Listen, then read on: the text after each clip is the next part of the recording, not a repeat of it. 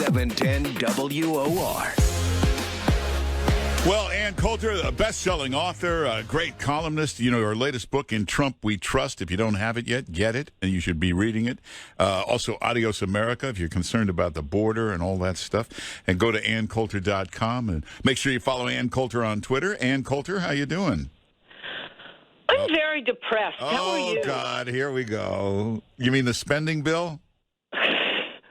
That prohibits Trump from building a wall. Even the prototypes were a big fake out.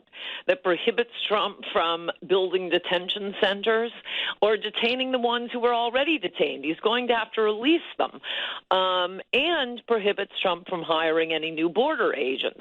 Just some bureaucrats back in Washington. But they may not arrest illegal aliens. This is what a Republican Congress produces, and your president's response to it is, oh, but it doesn't amnesty the dreamers.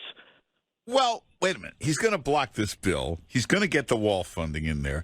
The reason he's calling for DACA to be in there is the Democrats are trying to hide DACA right now and save it for a November election issue. So he's calling for them to put it in just to screw up their strategy. Okay, I like your 3D chess, and please, God, let it be true, because otherwise we're just going to have to think of all the things that will be fun as America falls apart and be glad we don't have children. So let's leave your president aside for a moment. What is with the Republicans?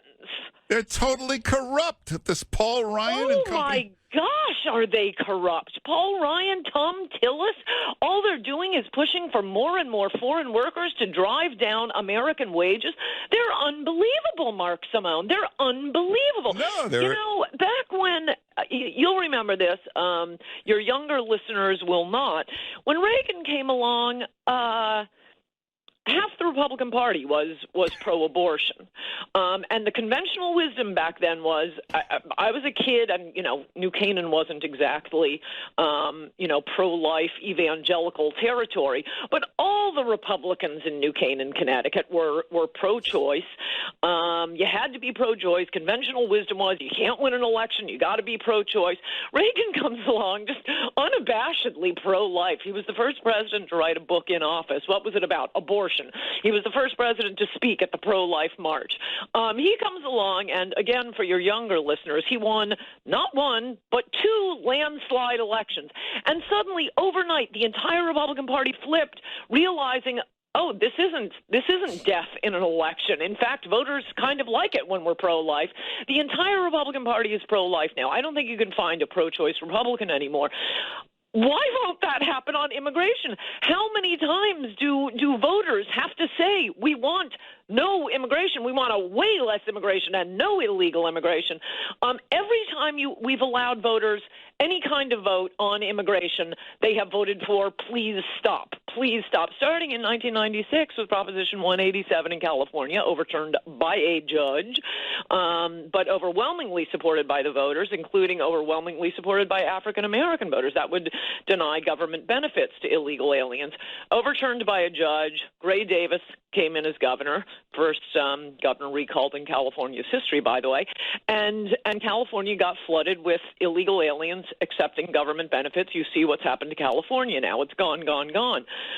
We have to sell it back to Mexico. We've had 3 amnesties Congress has tried to sneak through in the dead of night in the last decade. Every time they were shut down by somehow voters getting wind of it and shutting down the congressional switchboard. And we just elected Donald J. Trump president. He began he announced for president talking about Mexican rapists. The chant at every rally every day was build the wall. And these Republicans in Washington can't learn? Do they know midterm elections are coming? Even if they don't care about the country, even if they could not care less, which clearly Tom Tillis, Paul Ryan, and Mitch McConnell do not, if they only care about their own hides, what are they doing passing this omnibus bill? They are working for the Chamber of Commerce, the Business Roundtable, the special interest. They're getting paid off by all the donors and lobbyists. That's what they do. They work for them, not for you. I also want to point out, I am really fed up with Republicans saying, oh, we had to fund the military. Well, for one thing, the three pillars of Trump's election were no more job-killing trade deals, obviously immigration, number one. And number two, as he said at that South Carolina debate, the Iraq War was a disaster. It created ISIS. And we all thought, when he turned to Jeb Bush and said, your brother lied us into war, that, whoa, South Carolina, they're such a big military state. Yeah, and then, 2 days later, Trump sweeps the South Carolina primary. The third pillar of the Trump campaign is no more pointless wars. And now he's hired John Bolton. That seems to be our new strategy here. But leaving that aside, what is the military doing these days? They're taking the money and spending it on inducting transgenders and hiring diversity counselors and providing for the babies born on our ships at sea. We're not supposed to be having any more pointless wars. And meanwhile, the military has completely gone off the rails. It's just another government welfare program. So Republicans can just knock off this. We had to fund the military. How about the military cut back on diversity counselors? They'll have a lot more money for things like tanks. Well, the good news is you sounded a little sleepy at the beginning of the call. Listen to you now. It's like the Energizer Bunny. You've come to life. When I think about what has happened, I'll get depressed again. Oh, no. Don't get depressed. It is 3D chess. He's going to do this DACA push just to screw them up, the Democrats. Well, he better veto it. I mean, if he doesn't veto it, there's unless he's going to do what he ought to do, and I've been saying forever, but he certainly doesn't seem inclined to. He's commander-in-chief. Congress cannot withdraw his authority as commander-in-chief to protect our borders. Do you know there's money in the bill to build border walls in, Syria and Afghanistan? But we can't have one here. And the bill specifically prohibits him from building any wall that would work. You cannot use any of the prototypes. You can build a little pedestrian fence. Well, in this particular one, but he'll get that negotiated. You've been saying he'll get there over and over again. He's not even trying to get there. He'll get there. I hear he's even got other ways of funding this wall. He'll get it funded. And we are going to be fully Mexico, and you'll still be saying, he's very complicated. He has it's sneaky strategy. I like Mexican food. We don't need 300 million Mexicans for the restaurants. Right. We didn't need 30 million. That's true.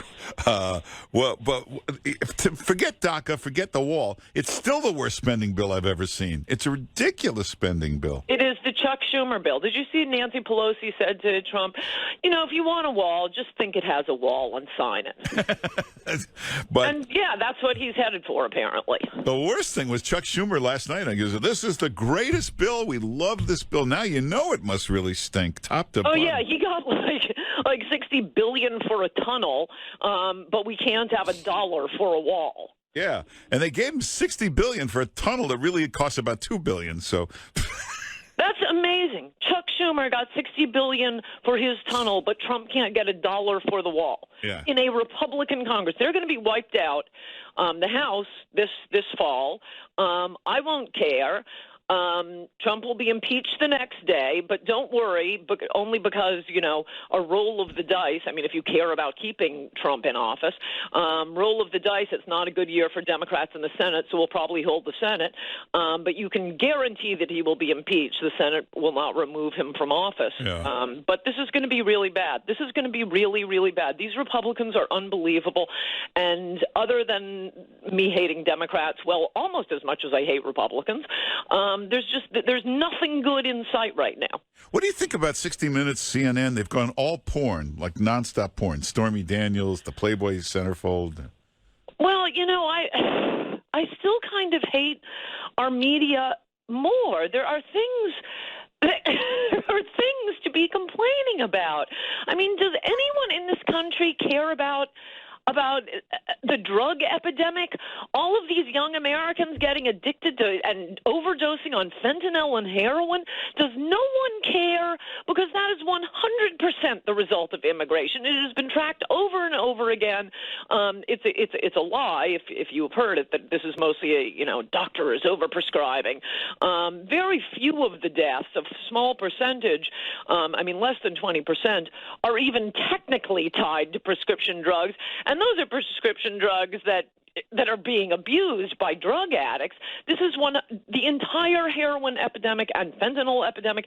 It is a problem of open borders, and the media don't care, the Democrats don't care, the Republicans don't care. No, let's just fund more treatment programs. Very good point. Does no one in this country care about our working class? Does no one care about African Americans and their wages being driven down, down, down?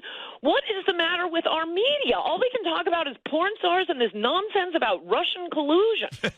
Well said. Hey, everybody should get Ann Coulter's book, In Trump We Trust, and go back and get the book Adios America. I think you should reissue that. But anybody can get it, right? Just go on Amazon. Yes, and especially the audio, which I read myself, including with special outtakes at the end. Oh, okay. Adios America is a great book about all of this. And then get the book In Trump We Trust and follow Ann Coulter on Twitter. And you can go to her website, AnnCoulter.com. And Ann Coulter, thanks for being with us.